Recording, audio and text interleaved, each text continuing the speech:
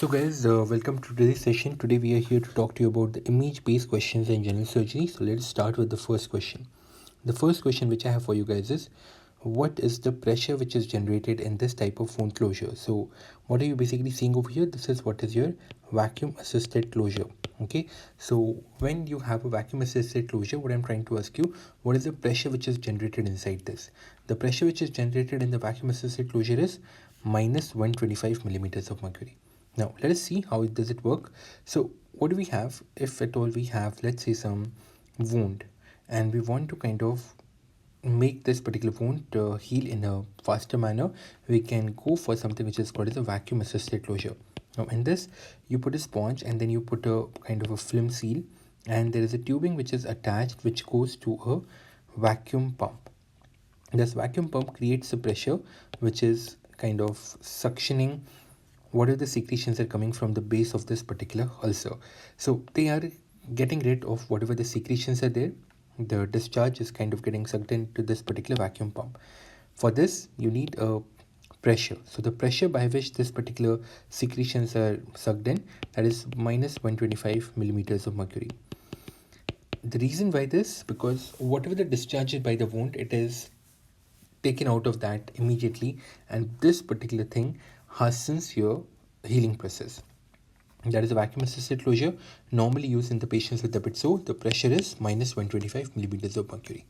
Now, a patient came to you with the bilious vomiting, and the contrast enhanced CT scan of this particular patient has been shown to you. In the following image has been shown to you, right? So what is the diagnosis? Just have a look at this particular image, and can you please tell me what is the diagnosis? I hope that you are able to appreciate this particular part. So what are you basically seeing in this particular part? This particular white portion which you're seeing, this is what is the artery. So this white is your mesenteric artery. So I hope you're able to understand this is a CECT, contrast enhanced CT scan. And what is this? This is what is your mesenteric artery. And what is happening around this mesenteric artery? That the bowel loops are coiling around it. Okay, so the bowel loops are kind of coiling around it. So that is what is your giving you a whirlpool sign or something, which is giving you a diagnosis of a midgut volvulus. Okay, so what is the diagnosis? Diagnosis is midgut volvulus, and characteristic sign which you are getting over here is called as a whirlpool sign. So I hope that you are able to correlate this. Here you are getting a characteristic whirlpool sign. How is this whirlpool formed? So in the center of this whirlpool, you have a mesenteric artery, and surrounding this particular mesenteric artery, you have a bowel which is wrapping around it. So even though mesenteric vein is also wrapping around it, and because of this, the bowel is at a risk of undergoing a venous gangrene. Okay, so bowel is at the risk of undergoing a venous gangrene. So this is all about the midgut volvulus, which you need to understand. And obviously in the midgut volvulus, the patient is going to come to you with a bilious vomiting. Okay, now moving on to the next question. There's a patient who was advised a CT scan for some particular condition, and this is an incidental finding which you got in this particular patient. You can have a look at this particular image. Now it is one of the most simplest of the images which can be shown to you. So as you can see over here, what is happening, the lower pole of the kidneys are kind of fused with each other, and that is why the diagnosis is a horseshoe kidney. So what we'll do, we'll just concise a couple of important points regarding your horseshoe kidney. So what is a horseshoe kidney? Horseshoe kidney is a condition where the lower poles of the kidney are fused with each other. Okay, so the lower poles of the kidneys are fused with each other. Now we do know that the kidneys, they start their development in the pelvic cavity, and then they come to lie in the abdominal cavity. They start the development in the pelvic, and then they come to lie in the abdominal.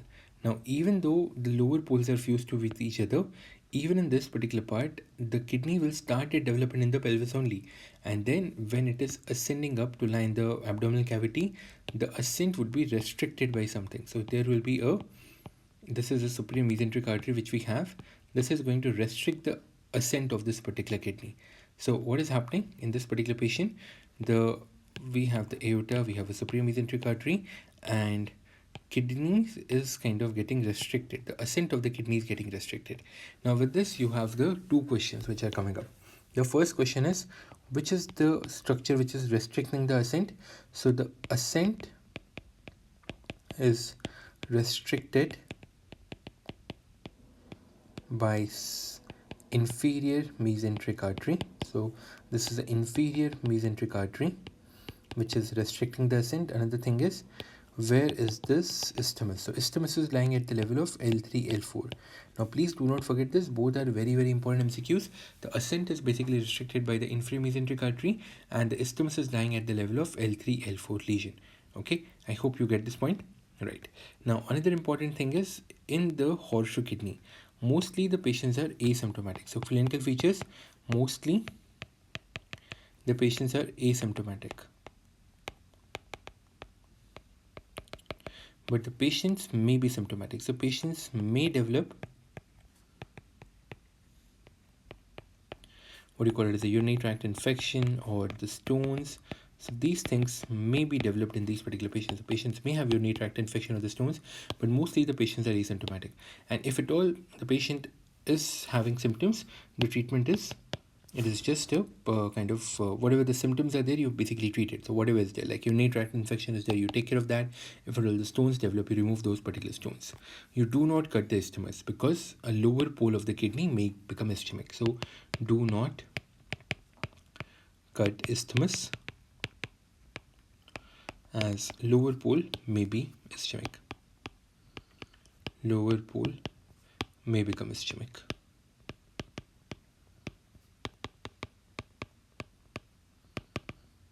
Lower pole may become ischemic, and that is why you do not cut the isthmus. I hope you are able to understand this point. Now here you are again having an image. So this is what is an intravenous urogram which we are showing you, and what I'm trying to ask you, what is the diagnosis? So is it like a retroperitoneal fibrosis, pelvic lipomatosis, retrocaval ureter, or pelvic-ureteric junction obstruction? So on this you are having an intravenous urogram, and all I'm trying to ask you is, what is the diagnosis? Diagnosis of this particular patient is retrocaval ureter. Okay, retrocaval ureter. Now what you need to understand is that normally what do we have? We have an inferior vena cava, and what do we have? We have, let's say, a kidney. So we have a kidney and we have a ureter. So ureter is normally going in front of the ureter of the inferior vena cava. Normally in normal individuals, what is happening? Normally the ureter is in front, but if at all there is some embryological problem, and if at all, let's say there is this embryological problem is not of the development of the ureter, it is an embryological problem of a development of a IVC. So if at all there is some abnormality in, so if there is some abnormal development of inferior vena cava, what can happen? Now the ureters may go behind the inferior vena cava. Okay, so now the ureters may go behind the inferior vena cava. They may then they might enter into the bladder. This might happen, and if at all this happens, now the ureter is going to get compressed by this inferior vena cava. So this inferior vena cava is going to compress this particular ureter, and because of this there will be back pressure changes and there will be hydroureteronephrosis. Does it make sense? And once this hydroureteric nephrosis occurs, you will get a characteristic fish hook sign. So what is this fish hook sign? So this is what is a fish hook appearance or fish hook sign or something like that. Okay, so the ureter, it is getting compressed by the inferior vena cava. So this is what is giving you fish hook sign, and the diagnosis becomes your retrocaval ureter. I hope you are able to understand this point. Now, what about the retroperitoneal fibrosis? What about the, sorry, the answer over here is definitely retrocaval ureter. But what about the retroperitoneal fibrosis? What will you get in the retroperitoneal fibrosis? So first of all, what you need to understand, in the retroperitoneal fibrosis, that will be a bilateral thing. Okay, so let's say you have a kidney over here, you have a kidney over here. So entire retroperitoneum is getting fibrous. So there will be medialization of the ureter on the both sides, but there will be a bilateral medialization of ureter. Here you're not going to find some fish hook sign or something like that. It is just be bilateral medialization of the ureter. No doubt there can be a back pressure changes, the hydronephrosis and all they may develop, but more or less the patient is going to have a bilateral medialization of the ureter. Are you able to understand this point? I hope you're able to understand this point. Okay, now what is the best position in order to insert this particular tube? So you have a NG tube over here, nasogastric tube. So what is the best position to insert this nasogastric tube? Is it like the supine 30 degrees elevation sitting or the lateral decubitus? It is a repeat question. It was recently asked in one of the exams. The answer is sitting position. Okay, so sitting. So nasogastric tube needs to be inserted in the sitting position with the neck flexed. Please understand, preferred position to insert a nasogastric tube is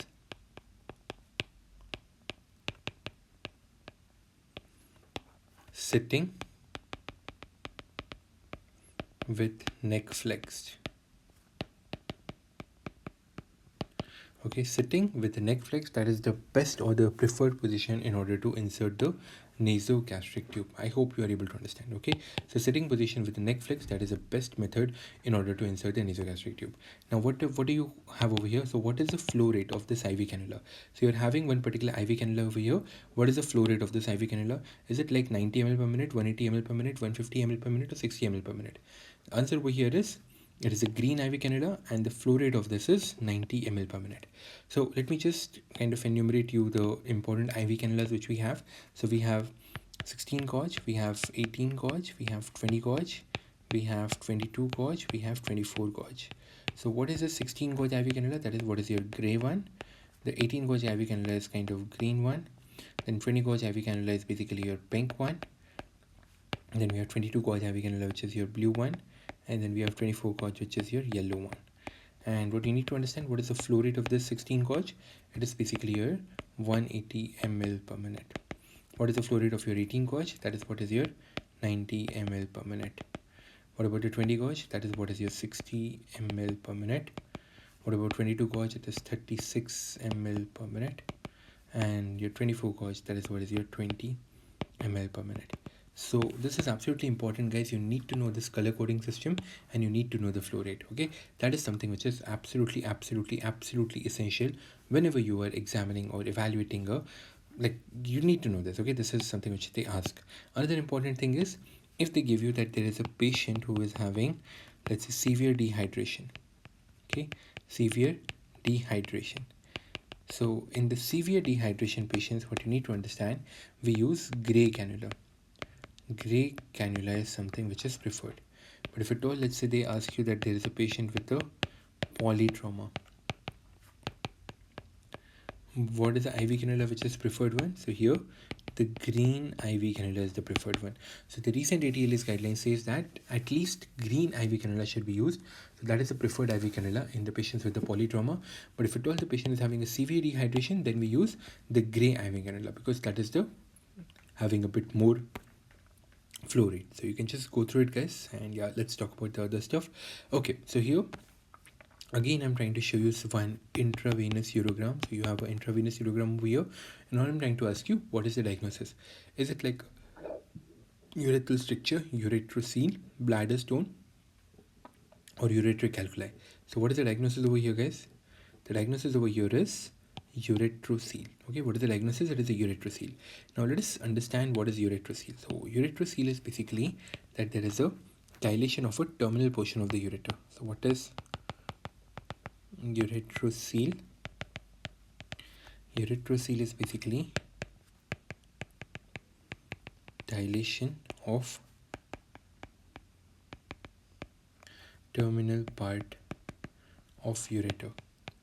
So where this particular ureter is entering into the urinary bladder, at this particular part, if at all you have a cystic dilation of a terminal portion of the ureter, this is what is referred to ureterocele. So what is ureterocele? It is a terminal dilation, like the cystic dilation of a terminal portion of the ureter. That is what is the ureterocele. I hope you are able to understand this point. Now, because of this, what is going to happen? The patient is going to come to you with obstructive symptoms. So in the ureterocele, there may be obstructive features which can be happen, and because of this the patients may land up into hydronephrosis. The patient may land up into hydronephrosis. Okay, so because there will be hampering of the kind of flow of the urine, and that is why the patients may have the back pressure changes and the hydronephrosis may develop.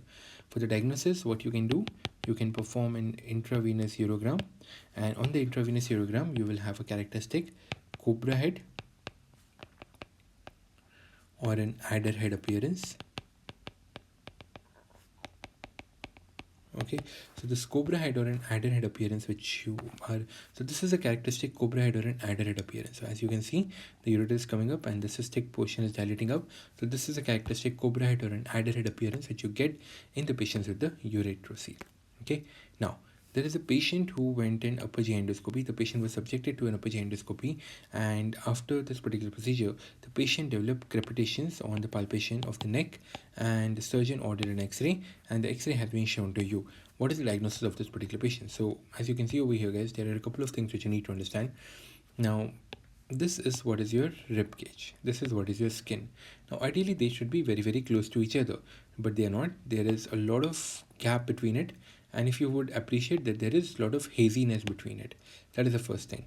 Another thing which you would appreciate over here is that I hope that you are able to look at this and you are able to see that, okay, this is what is a air which is present at the along the fibers of the pectoralis major muscle. So this is what is referred to as a ginkgo leaf sign. Okay, so this is what is referred to as a ginkgo leaf sign. You can appreciate it on both sides. So there is like a air which is present along the fibers of the pectoralis major muscle. Do you understand this point? So these two things are giving it a diagnosis of an esophageal rupture. So yes, definitely iatrogenic cause is the most common cause of an esophageal rupture. So if you talk about the esophageal rupture, the most common cause is iatrogenic. In the iatrogenic, what is you have? You have an upper GI endoscopy. Okay, so upper GI endoscopy, that is an iatrogenic, that is a most common cause of your esophageal rupture. Now, why so? Because of cricopharynx, that is the narrowest part of the GIT. Okay, what is this? This is the narrowest part of entire GIT. The diameter of this is 13 millimeters. Okay, so when you're trying to negotiate a scope along this, you might end up injuring it. Okay, so while you're trying to negotiate the scope like through this particular cricopharynx, you may end up injuring it, and that is how iatrogenic. In the history also, you would say that, okay, the patient is having an upper GI endoscopy, and during that the patient basically lands up into this esophageal perforation or something like that. Okay, now on the X-ray you get haziness in this particular part, and a very, very characteristic appearance is a ginkgo leaf sign. So what is this ginkgo leaf sign? As I told you, that it is the air which is present along the fibers of this pectoralis major muscle. So whatever this air is present along the fibers of the pectoralis major muscle, that is what is giving it a ginkgo leaf sign appearance. Okay, so ginkgo leaf is a big leaf, and yeah, that is what is correlated with the air which is present along the fibers of the pectoralis major muscle. Now, a patient came to you with a head injury and the patient was brought to the hospital.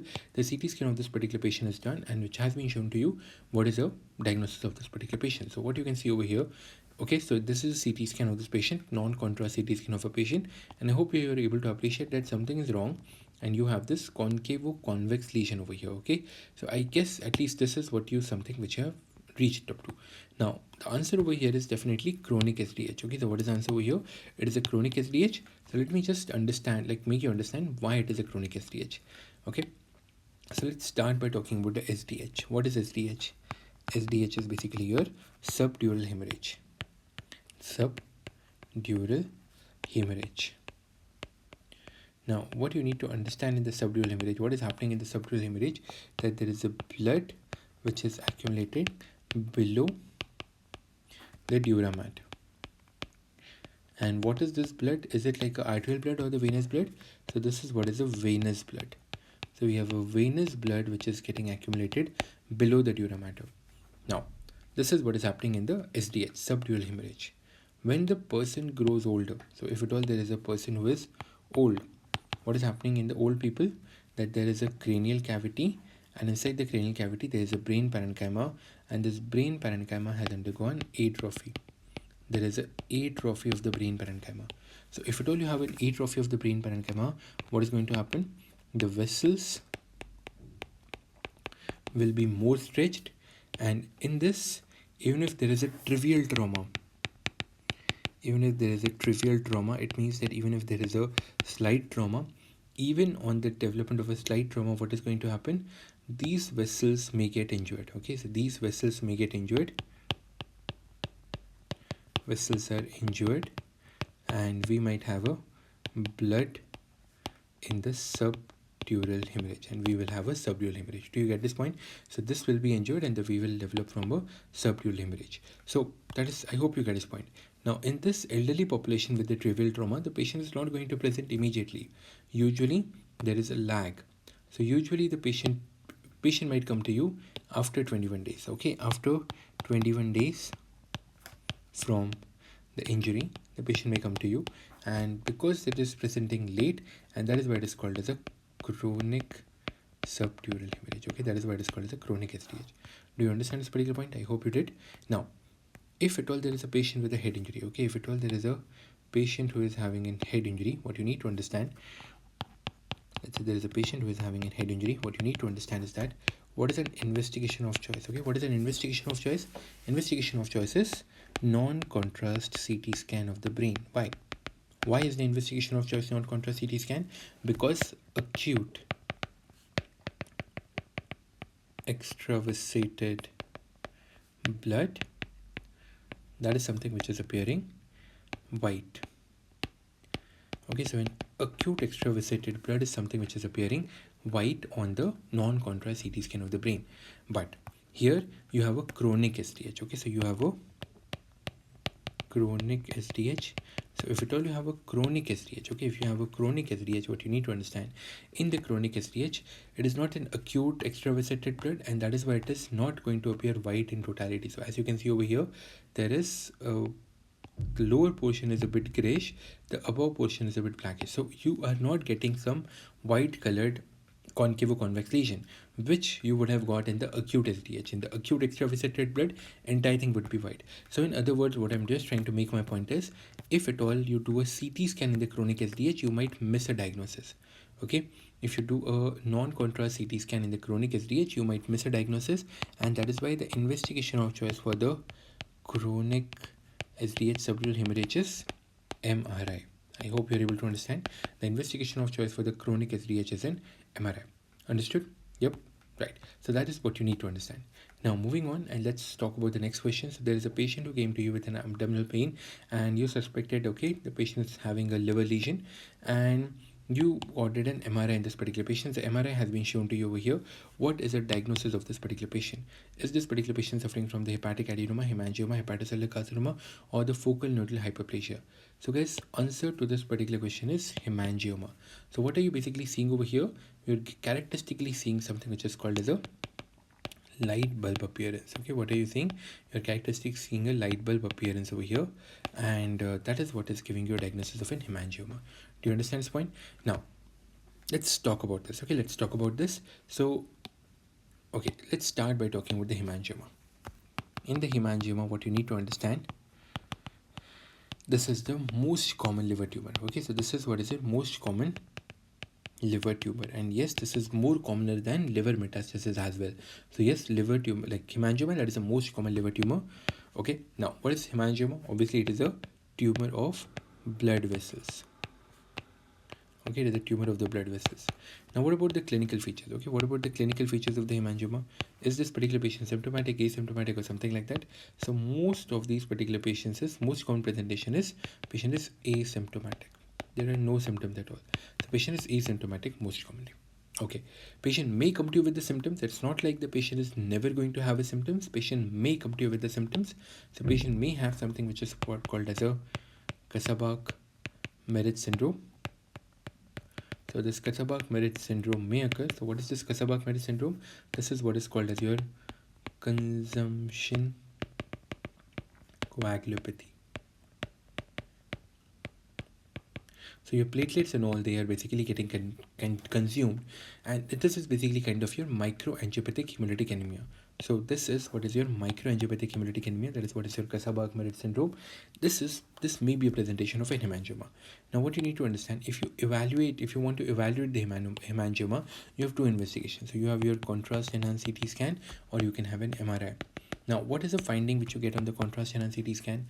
On the contrast enhanced CT scan, you get something which is called as a centripetal enhancement. So what do you understand by centripetal enhancement? That in the arterial phase there is an increase in the contrast, but in the venous phase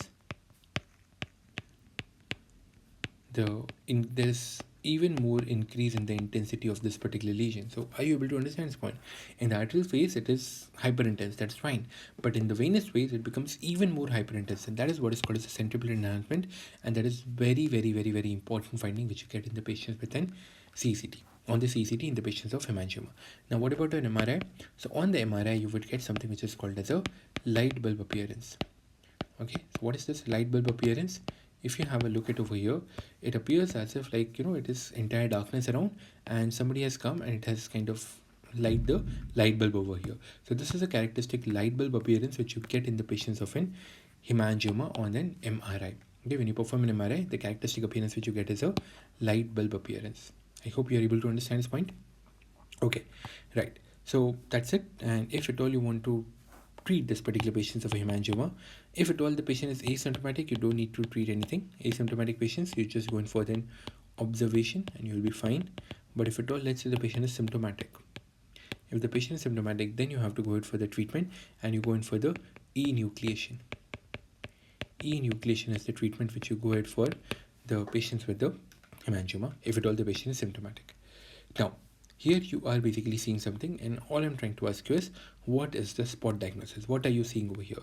So is this particular patient suffering from a urothelial carcinoma, extraparietal bladder rupture, intraparietal bladder rupture, or the urethral injury? So what is the diagnosis of this particular patient? This is a patient who is suffering from an extraparietal bladder rupture. So what are you basically seeing over here?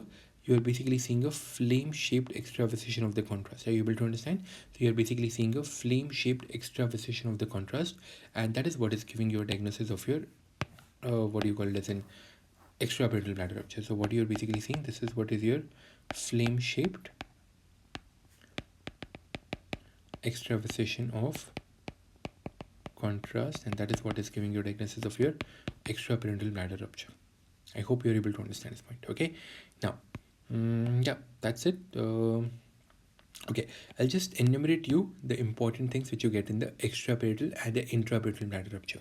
So you can have this particular bladder. So this is a bladder, and what you need to understand, the peritoneum lining, it is just lining the dome of this particular bladder. Now this particular bladder, it may rupture outside like an extraparietal, or it may rupture inside the peritoneum. So either you can have an extraperitoneal bladder rupture, or you can have an intraperitoneal bladder rupture. Okay, so these are the two things which you can have. Now what are the features which you get in the extraperitoneal bladder rupture? In the extraperitoneal bladder rupture, what are the features you will get? So here the patient is suffering from a pelvic fracture, so there is an association of the pelvic fracture over here. What else is going to happen in this? There is going to be a deep perineal hematoma. There is going to be no urge to pass the urine. So this is nothing specific for the extraperitoneal bladder rupture, that is going to be present for both extra as well as the intraperitoneal bladder rupture. So do you understand this point? Why do we have urge to pass the urine? Because our bladder is getting distended. When our bladder gets distended, it sends a signal to your brain, and our brain basically instructs us that, okay, you know what, get up, go to the washroom and pass the urine.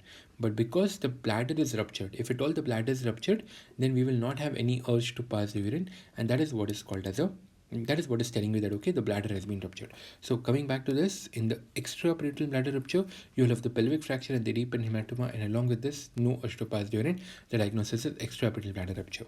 In this, if you perform a dye study, so on the dye study, you will get something which is called as a flame-shaped extravasation of the contrast. So you will get a flame-shaped extravasation of the contrast. Flame-shaped extravasation of contrast. Okay, that is what you will have in the on the dye studies. Now let's talk about the intraperitoneal bladder rupture. Intraperitoneal bladder rupture. In this, what are you going to have? In this, what are you going to have? You are going to have so it is usually associated with the penetrating trauma. Okay, so with the penetrating trauma, yes, you have intraperitoneal bladder rupture. Here you are going to have signs of peritonitis.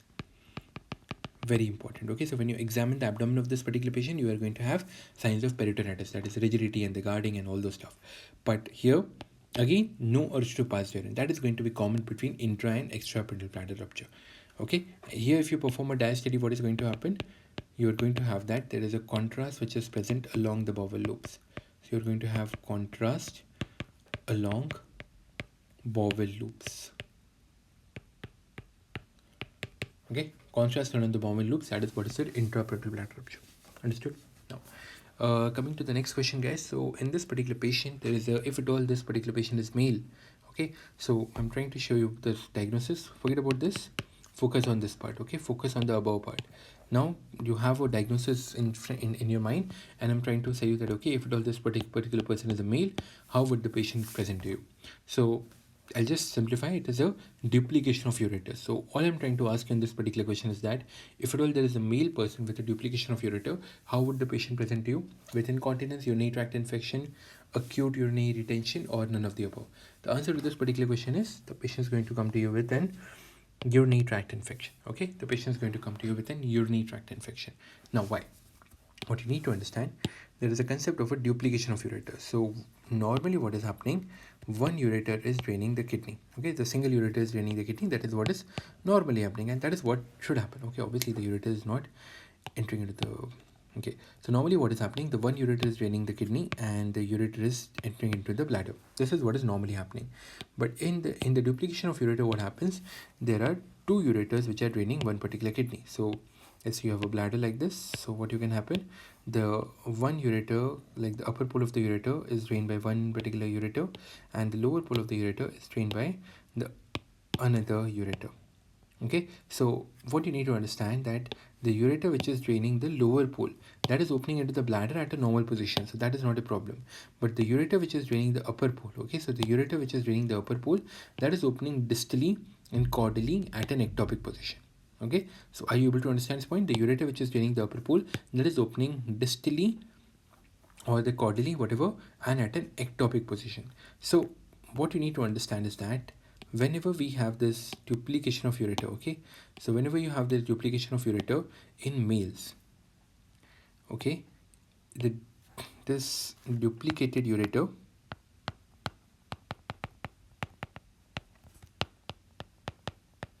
in the males, what you need to understand, the opening is always proximal to external urethral sphincter. So the opening is always proximal to the external urethral sphincter. In other words, the patient is never incontinent. Never incontinent. So in other words, the males are never incontinent. Whenever there is a duplication of ureter system, the males are never incontinent, because whatever the ectopic opening is there, it might open into the prostatic urethra, it might open into the epididymis, the seminal vesicles, or the neck of the bladder.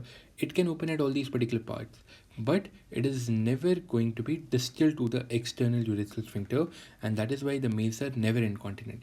And in this, the presenting feature is always a urinary tract infection. Does it make sense?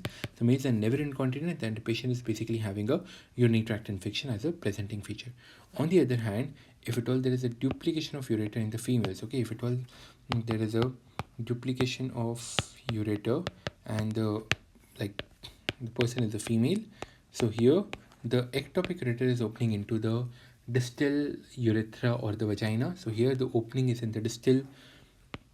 So the ectopic ureter, it is opening either into the vagina or the distal urethra, and that is why the females are kind of incontinent. So females are incontinent, but the males are never incontinent, and the males present with urinary tract infection. I hope you are able to understand this point. Now, what is this particular manure? So we are trying to show you one particular manure over here. So what is this particular manure which we are showing over here? So is it like a kettle brush manure? Is it like a Maddox manure? Is it like Koch's manure, or none of the above? So what kind of a manure has been shown over here? So this is what is a kettle brush manure. Now let us understand this. Okay, let us understand this particular point. So what you need to understand is, let's say if at all you want to operate on the inferior vena cava, or let's say you want to operate on the right-sided kidney. what is present in front of them? There is a lot of intestine and the mesentery and all this stuff that is present. So when you open the abdomen, you cannot go through the mesentery and the intestine and kind of reach the inferior vena cava. You cannot do that. You have to kind of rotate this intestine and the mesentery and everything medially. You have to rotate it medially. And in order to rotate it medially, what you need to do, there is something which is called as an avascular line of fold. So this is what is an avascular plane. So this is a peritoneal fold. Okay, in other words, that is a peritoneal fold which you are basically happening over here. So this peritoneal fold, whatever you are having, you basically put an incision along this peritoneal fold, and when you put the incision along this peritoneal fold, now this peritoneal fold can be reflected medially. Okay, this peritoneal fold can be this intestine and the viscera and everything, it can be rotated medially. So this is what is called as a right medial rotation of the viscera. Okay, so very simple. Cattle brush maneuver is nothing. Cattle brush maneuver is the right medial rotation of the viscera. Okay, so we have cattle brush maneuver, that is basically your right medial rotation of the viscera. That is right medial rotation of viscera. And the mnemonic for this is classroom. So you can just remember classroom. So that is what is going to tell you that class basically stands for the cattle brack. Very severely mnemonic, but it might help. So class, basically the C in the class, it stands for the cattle brush, and the room, R, basically stands for your right medial rotation. Do you understand this point? So this is what is called as the cattle brack maneuver, is the right medial rotation of the viscera. Okay, in the similar words, we can have something which is called as a Maddox maneuver. Now what about this Maddox maneuver, guys? This is what is called as a left medial rotation. So here we wanted to operate on the inferior vena cava. Now let's say if you want to operate on the aorta, or let's say you want to operate on the left kidney. So now what you need to do, again you have the intestine and everything in front of it, right? You want to rotate the intestines medially. So as we kind of put an incision on the avascular plane on the right side, in the similar manner we can put a incision on the avascular plane on the left side as well, and we can perform something which is called the left medial rotation of the viscera. Left medial rotation of viscera, and that is what is going to give you a diagnosis. Like that is what is your Maddox maneuver. Okay, now how do you remember it? A very silly thing, but yes, you can use it if you want. So you can just remember your ABCD. You have K, L, M, and then you can go till this side, right? So what you need to understand, Maddox is left medial rotation, and by remembering the classroom, you can remember that cattle brack is the right medial rotation. I hope you're able to understand. So just remember this K, L, M. So L comes before M, so it is left medial rotation as your Maddox. Very silly, but it might help. Like, so just remember, because these two terms are very confusing. So you might confuse that, okay, what is cattle brack, what is Maddox? You might confuse over this. So please don't. Okay, understood? I hope you did. Now let's talk about the next question. There is a patient who was brought to the casualty when the patient experienced an instant loss of erection. So patient experienced an instant loss of erection while having the sexual activity or something, and he heard a snapping sound. What is the diagnosis? That is an image which I have shown to you. What is the diagnosis? So the crux of the question is that the patient was having a sexual activity, and during the sexual activity he heard a snapping sound, and followed by hearing this particular snapping sound, there was an instant loss of erection. Okay, so what is the diagnosis over here? The patient is suffering from a penile fracture. So let me just make you understand. First, just revise the basic anatomy of the penis. So what do we have? We have two corpora cavernosa, and we have a one corpora spongiosum. We have a one corpora spongiosum. In the one corpora spongiosum, we have the urethra. Now, there is a thing which is covering these two corpora cavernosa, which is called the tunica albuginea, and then there is a fascia which is covering outside this. Okay, so there is a fascia which is covering all the things together. So what you need to understand, this is what is your tunica albuginea. So in other words, tunica albuginea is basically covering the corpora cavernosa. Okay, tunica albuginea is basically covering the corpora cavernosa, and you have your Buck's fascia which is covering all the things in together. Now, what is penile fracture? So when do you say that, okay, this is a person who is suffering from a penile fracture? Penile fracture is defined as if at all there is any break in the tunica albuginea. Okay, so what you need to understand, the penile fracture, when do you say that, okay, the person is having a penile fracture? If at all there is break in tunica albuginea. This is the point where you basically say that, okay, the patient is suffering from a penile fracture. Does it make sense? Breach in the tunica albuginea, the patient is suffering from a penile fracture. Now, another thing which you need to understand is that in the patients with the penile fracture, you have a characteristic, something which is called as a eggplant deformity. Now, what about this eggplant deformity? What is this eggplant deformity? So it is basically brinjal shaped penis or something, and this is what you can have in the patients with a penile fracture.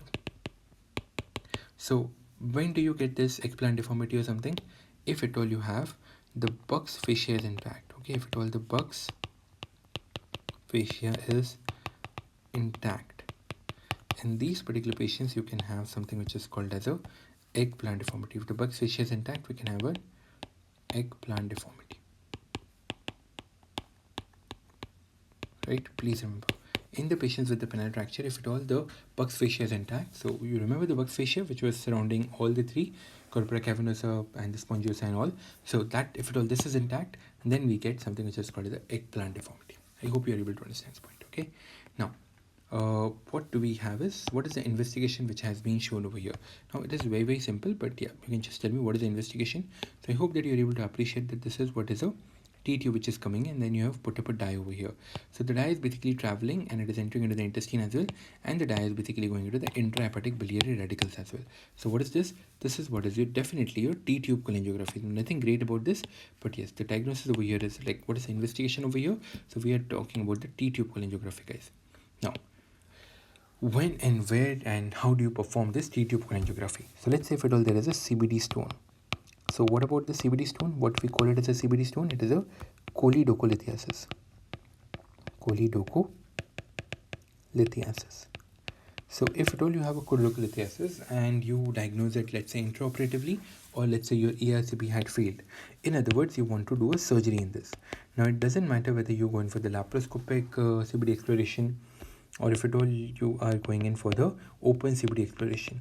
But if at all you go ahead with the CBD exploration, what you need to do, you need to repair this over the T-tube. So to repair this particular CBD over the T-tube. Now what do you do when you repair this over the T-tube? So the main question is, why T-tube? Okay, why do you want to put a T-tube? Why? The reason is to prevent the stricture. First is to prevent the stricture formation. The another reason why we kind of use the T-tube is that in order to look for retained stone. Okay, in order to look for the retained stone, again we have to go ahead with the T-tube kind of thing. Okay, so there are two main reasons why you basically put the T-tube. Now what you need to understand over here, that if at all you have put a T-tube, so on the post-operative day, what 6 to 8 on the post-operative day, 6 to 8 you perform a T-tube cholangiography. On the post-operative day, 6 to 8 you perform a T-tube cholangiography, and the whole reason why you perform this T-tube cholangiography is to look for any retained stone. So on this you can get that, okay, the retained stone is either present or the retained stone is kind of absent. Does it make sense? So retained stone is present or the retained stone is absent.